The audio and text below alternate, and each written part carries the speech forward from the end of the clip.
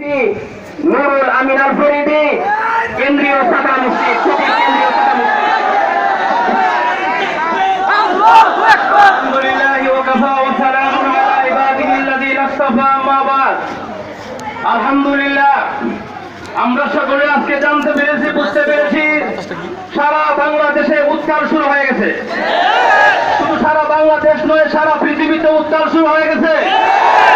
মাননীয় প্রধানমন্ত্রীকে আমরা পরিষ্কার বলতে চাই, যদি আপনি আপনার গতিতে শান্তি মতো থাকতে চান, আপনার বাংলাদেশের মধ্যে আপনি নিরাপত্তা ভাবে থাকতে চান, অনত বিলম্বে তাড়াতাড়ি করে দ্রুত আপনি ফ্রান্সের বিরুদ্ধে আপনি আপনার ফ্রান্সের বিরুদ্ধে প্রতিশোধ গ্রহণ করুন।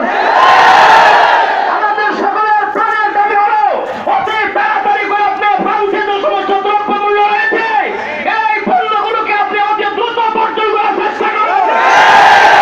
বাংলাদেশের মধ্যে ফ্রান্সের বর্জন আসতে দেওয়া হবে না। আমরা সকলে ঐক্যবদ্ধ হয়ে এমনকি নবুলামা পরিষদ ঐক্যবদ্ধ হয়ে সকল নবীপ্রেমিক মুসলমান ঐক্যবদ্ধ হয়ে ফ্রান্সের পণ্য বর্জনের মাধ্যমে আমরা এটাই জানাইতে চাই আমরা হলাম নবীপ্রেমিক জনগণ, ঠিক না? আমার শেষ কথা হলো সম্মানিত মুগদা ইমাম উলামা পরিষদ, আমার শেষ কথা হলো মুগদা মান্দার সমস্ত মানুষেরা আপনারা আজকে দেখেন, দাদি ভাইয়ের আপনারা আজকে দেখেন আমাদের পরিষদ আজকে কি পরিমাণ হয়েছে। আলহামদুলিল্লাহ আপনারা সতর্ক হয়ে যান।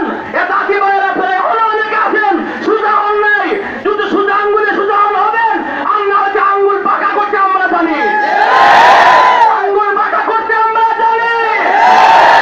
সোজা আঙ্গুলে সোজা না হও, আমরা আমাদের মুক্ত উলামা পরিষদের পক্ষ থেকে আঙ্গুলকে সোজা করে তোমাদেরকে সহায়তা করবো।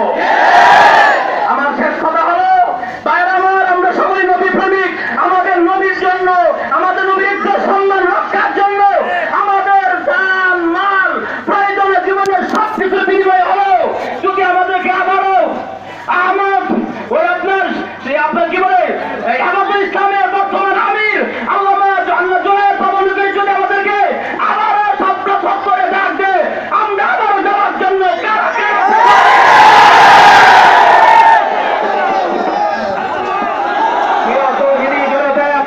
এখন আপনাদের সামনে অতি গুরুত্বপূর্ণ বক্তব্য পেশ করবেন মুফতি মিজানুর রহমান, খতিব বাইতুল আমান জামে।